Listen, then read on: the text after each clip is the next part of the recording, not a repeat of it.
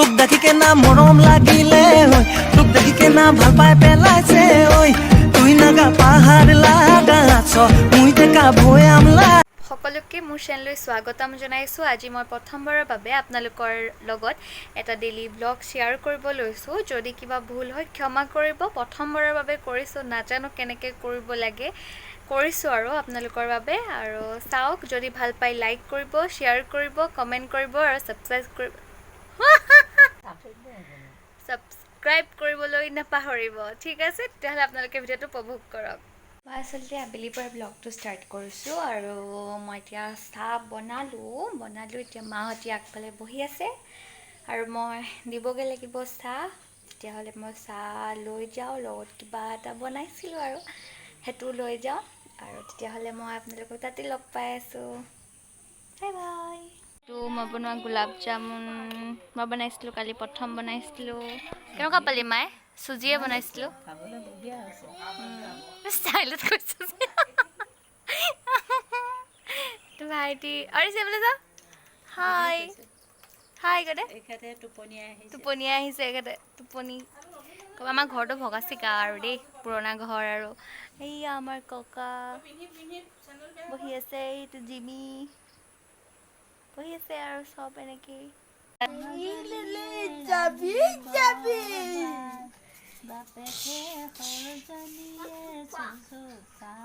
বা অজন হাই কৈ দিয়া, অজন হাই কৈ দিয়া, হাই কৈ দিয়া, হাই হাই। মোৰ নাম ৰীত কৈ দিয়া, মোৰ নাম ৰীত কৈ দিয়া, মোৰ নাম ৰীত কৈ দিয়া, ৰীত জিমি অ জিমি। এইজোপা আমাৰ আম গছ, ঢেৰ পৰি থাকে আম তলত। সেইবোৰ আম পৰি আছে। বুটলিছা? সেইফালে আছে আম, দেখা নাই? এইটো তলত পৰি আছে। কি ঘূৰি ফুৰিছে এইবোৰ আম চা। তো ইয়াত ঢেৰ আম লাগিছে, খাবলৈ পাওঁ নাপাওঁ নাজানো আৰু বান্দৰে আহি যদি খাই দিয়ে ক'ব নোৱাৰোঁ। আৰু ধুনীয়া লাগিছে আমাৰ ল'ৰাটোক, হয় নাই? পুৰা আম কটাত বিজি তেখেত।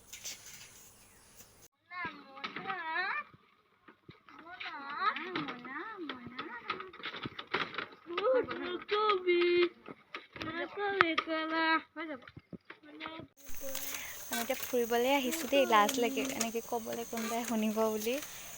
এয়া ভণ্টি, এইটো আমাৰ ভাইটি। আমি এনেই ৰাস্তাত অলপ ফুৰিবলৈ আহিছোঁ। অ' চৰি দেই, মাস্ক পিন্ধি আছোঁ। এতিয়া আপোনালোকক কথা ক'বলৈ মই খুলি দিছিলোঁ, নহ'লে আকৌ ভাইটিব নহয় মাস্ক চাস্ক নিপিন্ধাকৈ ঘূৰি ফুৰিছোঁ। আমাৰ ভাইটিও মাস্ক পিন্ধি আছে, পূৰা ফুৰিছোঁ আৰু আমি তেনেকেই অকণমানকৈ। ৰ'ব বেগ ফালে দেখাইছোঁ। ৰাস্তাত কোনোৱে নাই, আমি অকণমান ফুৰিছোঁ আৰু এনেই কাৰণে। আবেলি আবেলি নহ'লে আমাৰ এই ভাইটি নাথাকে ঘৰত, ফুৰিব লাগে তাক, সেইকাৰণে অলপ উলিয়াই লৈ আনিছোঁ আৰু।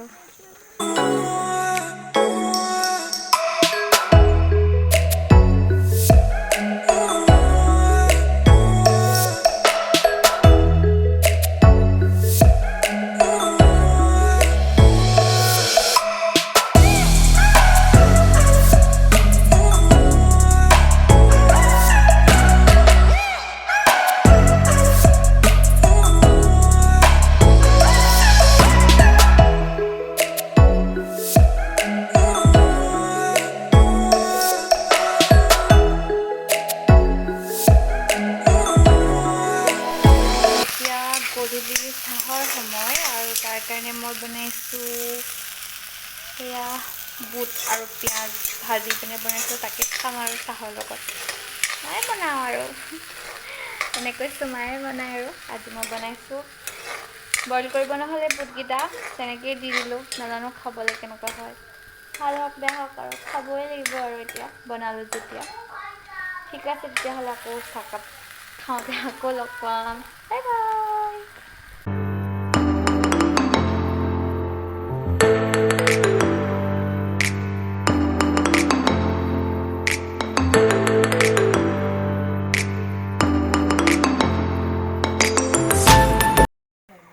আকৌ ৰাতি সাজৰ যোগাৰ কৰিবৰ হ'লেই আমি প্ৰথমে কণীকেইটা বইল কৰি তাতে নিমখ হালধি সানি পিনে, বাকলিটো গুচাই ল'লোঁ বাৰু, গুচাই নিমখ হালধি সানি আমি তেলত ভাজি লৈছোঁ অলপ ৰঙা হোৱালৈকে।